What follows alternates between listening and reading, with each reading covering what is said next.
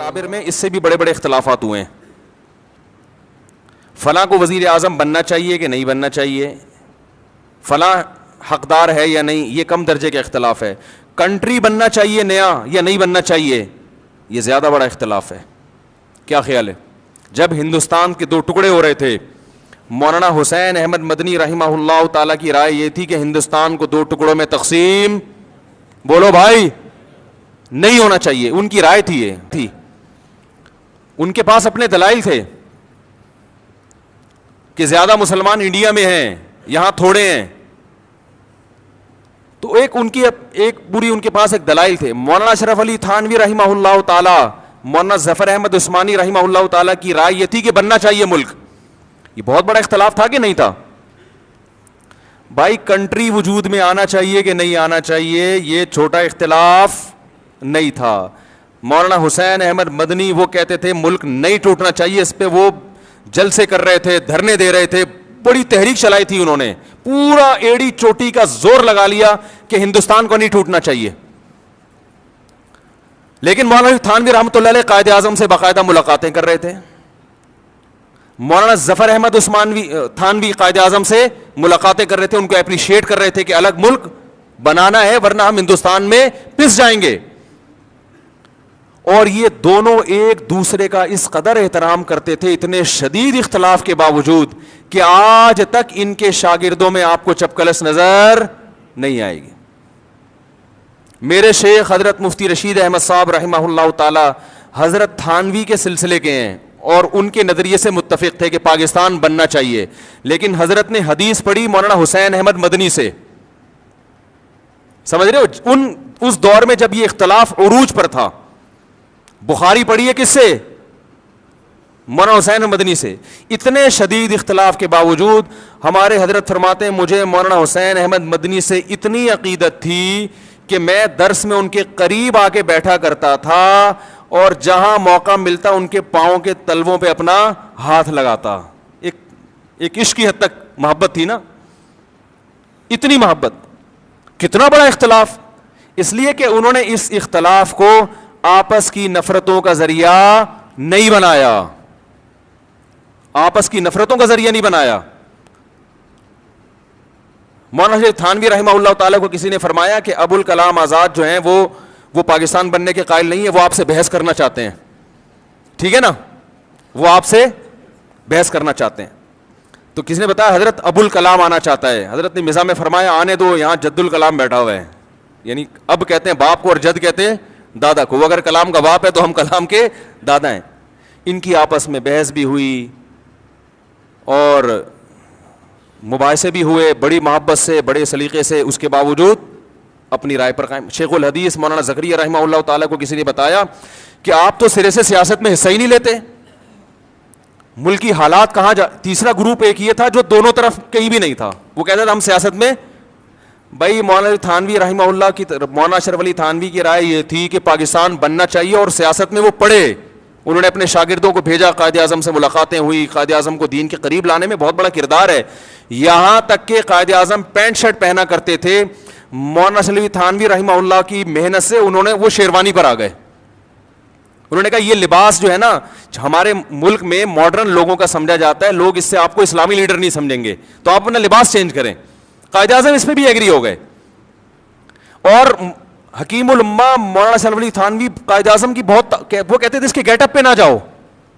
وہ کہتے تھے قائد اعظم ان کے گیٹ اپ پہ نہ جاؤ, یہ آدمی اندر سے مسلمان ہے.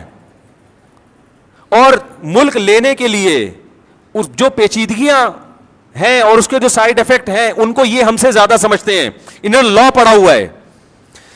سمجھ میں آ رہی ہے بات کہ نہیں آ رہی؟ وہ یہ زیادہ اچھا سمجھتے ہیں. اب اس میں کون صحیح تھا کون غلط تھا یہ بحث کرنے کا کوئی فائدہ نہیں ہے, اس لیے کہ جب پاکستان بن گیا تو مولانا حسین احمد مدنی نے سب سے پہلے پاکستان کی حمایت کی ہے. لوگوں نے کہا آپ تو مخالفت کر رہے تھے, تو انہوں نے کہا مسجد بننے سے پہلے اختلاف ہو سکتا ہے کہ مسجد بنے یا نہ بنے, بن گئی تو اس کا احترام لازم ہے. کیسی زبردست سوچ تھی, اڑے نہیں رہیں گے نہیں بس نہیں غلط ہوا اب میں اس کی واٹ لگاؤں گا.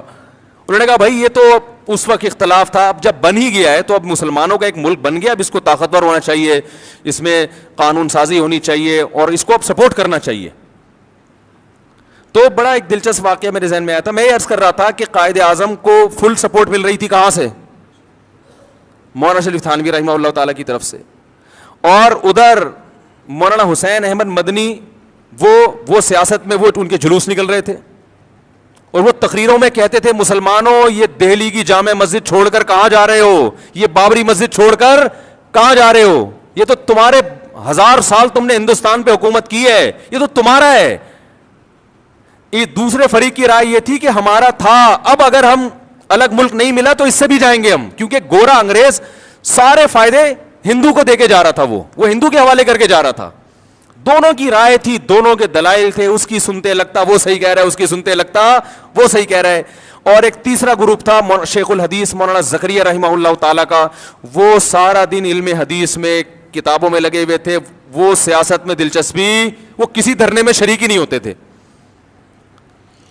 اب یہ چاہتے نا 3 دھڑے بڑے آرام سے بن سکتے تھے علماء کے.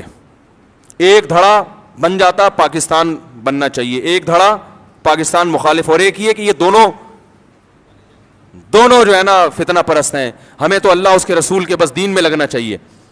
یہ تینوں اپنے مریدوں کو تیار کرتے اور بولتے کہ تم اس کی مجلس میں نہیں جانا, اس درس حدیث نہ سننا مولانا حسین مدنی کا. اور مولانا حسین مدنی درس بھی کہاں دیا کرتے تھے؟ مسجد نبوی میں نبی صلی اللہ علیہ وسلم کے روضہ اطہر کے سامنے بیٹھ کے. پوری دنیا سے لوگ آ کے ان کا بخاری کا درس سنا کرتے تھے. یہ اتنا یعنی علم حدیث پہ عبور تھا کہ نبی صلی اللہ علیہ وسلم کے روضہ اطہر پہ درس دیا کرتے تھے بیٹھ کے, کئی سال درس دیا انہوں نے. تو اب یہ تینوں حضرات اگر اپنی نیچے عوام کی تربیت یوں کرتے, شیخ الحدیث مولانا زکریا رحمۃ اللہ علیہ کہتے ہیں نہ تھانویوں کے پاس جاؤ, ہیں ان کے پاس جب جا کے دیکھو کہ پاکستان بنے گا, بن کے رہے گا, پاکستان بن کے رہے گا. نہ مدنیوں کے پاس جانے کی ضرورت ہے, تم علماء ہو, تمہارا کام کیا ہے؟ حدیث پڑھو, قرآن پڑھو, فقہ پڑھو, یہ تمہارا کام ہے. قریب بھی ان کے پھٹکنے کی اجازت نہیں ہے. کیا خیال ہے بھائی؟ اور مدنی گروپ کہتا ہے کہ یہ مسلمانوں کو مروا رہے ہیں, یہ الگ ملک بنا کے یہ سارا ہندوؤں کے حوالے کر کے مروا رہے ہیں. ان کے یہ ورڈنگ نہیں تھی, ان کا یہ تھا میری رائے یہ ہے. یہ دوسروں پہ تہمتیں نہیں لگائی انہوں نے. تہمتیں اگر تہمتیں لگانا شروع کر دیتے نا کہ ان کی نیت ہی غلط ہے, معاملہ پھر خراب ہوتا ہے.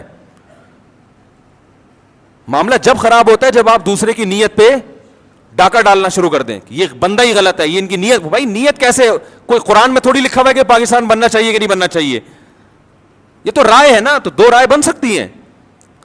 تو انہوں نے یہ نہیں کہا کہ ان کی نیتیں ٹھیک نہیں ہیں, یہ تمہیں مروانا چاہتے ہیں, یہ ہیں ہی غلط لوگ, یہ تو پہلے ہی صوفی ٹائپ کے لوگ ہیں, خانقاہیں چلانے والے لوگ ہیں, تو تمہیں مروا دیں گے. تو کسی نے تبھی تینوں فریقوں میں آپس میں آج تک محبت قائم ہے. تو شیخ الحدیث سے کسی نے کہا کہ آپ تو جلسوں میں جاتے نہیں, دھرنوں میں جاتے نہیں, اور آپ وہ اپنے شاگردوں کو بھی منع کرتے تھے کہ مت جاؤ ورنہ علم کے نہیں رہو گے. تو کسی نے کہا مولانا حسین مدنی تو کرتے ہیں. تو انہوں نے کہا مولانا حسین احمد مدنی جیسا حوصلہ ہم میں نہیں ہے, وہ سیاست میں پوری طرح اتر کے بھی علم سے پیچھے نہیں ہٹے. انہوں نے کہا اتنی کتابیں وہ روزانہ پڑھا رہے ہیں, اتنے تحقیقی کام ان کے ہو رہے ہیں, اور جلسوں میں شرکت بھی, دھرنوں میں شرکت بھی, یہ حوصلہ اللہ نے ہر ایک کو نہیں دیا.